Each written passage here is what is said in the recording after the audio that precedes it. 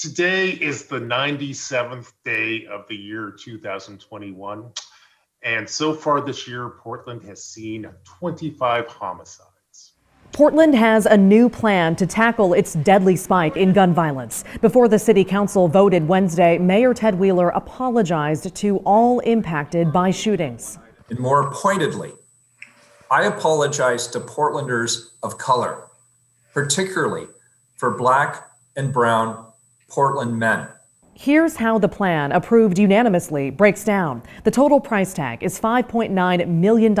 Most of that, $4.1 million, will be doled out to community groups who work with neighborhoods hardest hit by gun violence. $1.4 million will go toward hiring 24 unarmed park rangers for around-the-clock foot patrols. And while no new funds will go to police, Mayor Wheeler initially fought for an investment in police, but Wednesday he and a panel of supporters told KGW this approach will work. This ordinance significantly increases funding for community-based organizations that can help us with deterrence, with intervention. We'd love to see how these community supports can actually shore up, in addressing some root causes. The mayor also noted alongside Wednesday's vote, the city is directing PPB to shift the resources it has by reassigning 12 officers and 2 supervisors to respond to shootings. Another 6 detectives and a sergeant will be assigned to shooting investigations.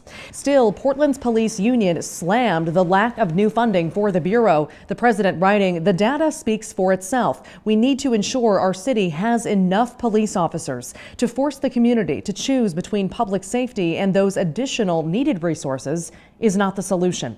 Police Chief Chuck Lavelle was more measured, telling reporters officers are overwhelmed by the amount of shootings. It's a complex issue, and there's room for a lot of different resources and ideas on how to tackle it. I will say it's very difficult to do with limited personnel and limited budget.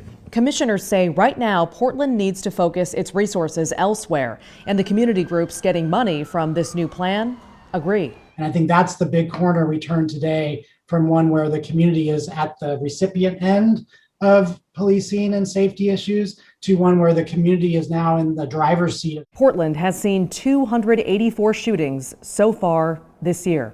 Maggie Vespa, KGW News.